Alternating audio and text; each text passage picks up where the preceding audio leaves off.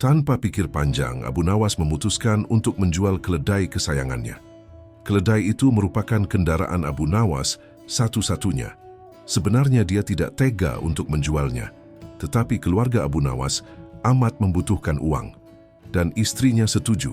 Keesokan harinya Abu Nawas membawa keledai ke pasar. Abu Nawas tidak tahu kalau ada sekelompok pencuri yang terdiri dari 4 orang telah mengetahui keadaan dan rencana Abu Nawas. Mereka sepakat akan memperdaya Abu Nawas. Rencana pun mulai mereka susun. Ketika Abu Nawas beristirahat di bawah pohon, salah seorang mendekat dan berkata, "Apakah engkau akan menjual kambingmu?"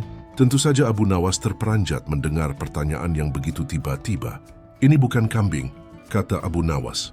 "Kalau bukan kambing, lalu apa?" Tanya pencuri itu selanjutnya. "Keledai," kata Abu Nawas. "Kalau engkau yakin itu keledai, jual saja ke pasar dan tanyakan pada mereka," kata komplotan pencuri itu sambil berlalu. Abu Nawas tidak terpengaruh. Kemudian ia meneruskan perjalanannya. Ketika Abu Nawas sedang menunggang keledai, pencuri kedua menghampirinya dan berkata, "Mengapa kau menunggang kambing? Ini bukan kambing tapi keledai." "Kalau itu keledai aku tidak bertanya seperti itu. Dasar orang aneh. Kambing kok dikatakan keledai?" "Kalau ini kambing aku tidak akan menungganginya," jawab Abu Nawas tanpa ragu.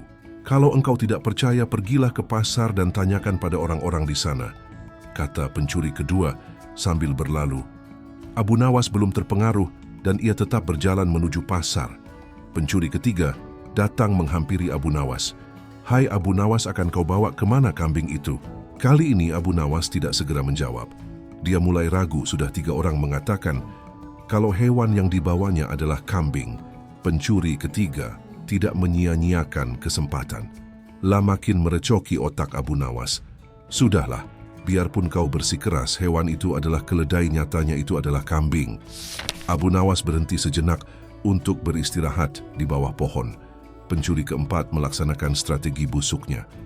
Duduk di samping Abu Nawas dan mengajak tokoh cerdik ini untuk berbincang-bincang. "Bagus sekali kambingmu ini." Pencuri keempat membuka percakapan. "Kau juga yakin ini kambing?" tanya Abu Nawas. "Ya jelas sekali kalau hewan ini adalah kambing. Kalau boleh, aku ingin membelinya." "Berapa kau mau membayarnya?" 3 dirham. Abu Nawas setuju. Setelah menerima uang dari pencuri keempat, kemudian Abu Nawas langsung pulang. Setiba di rumah Abu Nawas, dimarahi istrinya. "Jadi keledai itu hanya engkau jual 3 dirham lantaran mereka mengatakan bahwa keledai itu kambing?" Abu Nawas tidak bisa menjawab.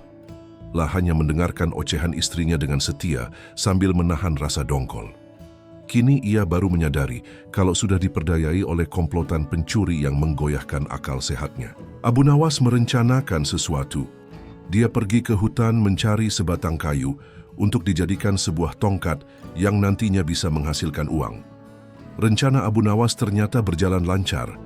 Hampir semua orang membicarakan keajaiban tongkat Abu Nawas. Berita ini juga terdengar oleh para pencuri yang telah menipu Abu Nawas. Mereka langsung tertarik. Bahkan mereka melihat sendiri ketika Abu Nawas membeli barang atau makan tanpa membayar, tetapi hanya dengan mengacungkan tongkatnya. Mereka berpikir kalau tongkat itu bisa dibeli, maka tentu mereka akan kaya, karena hanya dengan mengacungkan tongkat itu, mereka akan mendapatkan apa yang mereka inginkan. Akhirnya mereka mendekati Abu Nawas dan berkata, "Apakah tongkatmu akan dijual?" "Tidak," jawab Abu Nawas dengan cuek. "Tetapi kami bersedia membeli dengan harga yang amat tinggi." Kata mereka, "Berapa?" Kata Abu Nawas pura-pura merasa tertarik. 100 dinar uang emas, kata mereka tanpa ragu. "Tetapi tongkat ini adalah tongkat wasiat satu-satunya yang aku miliki," kata Abu Nawas sambil tetap berpura-pura tidak ingin menjual tongkatnya. "Dengan uang 100 dinar, engkau sudah bisa hidup enak," kata mereka makin penasaran. Abu Nawas diam beberapa saat sepertinya merasa keberatan sekali. "Baiklah kalau begitu," kata Abu Nawas kemudian sambil menyerahkan tongkatnya. Setelah menerima 100 dinar uang emas, Abu Nawas segera melesat pulang. Para pencuri itu segera mencari warung terdekat untuk membuktikan keajaiban tongkat yang baru mereka beli. Seusai makan, mereka mengacungkan tongkat itu kepada pemilik kedai. Tentu saja pemilik kedai marah. Apa maksudmu mengacungkan tongkat itu padaku? Bukankah Abu Nawas juga mengacungkan tongkat ini dan engkau membebaskannya? Tanya para pencuri itu. Benar, tetapi engkau harus tahu bahwa Abu Nawas menitipkan sejumlah uang kepadaku sebelum makan di sini.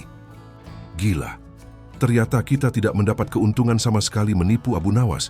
Kita malah rugi besar, umpat para pencuri dengan rasa dongkol.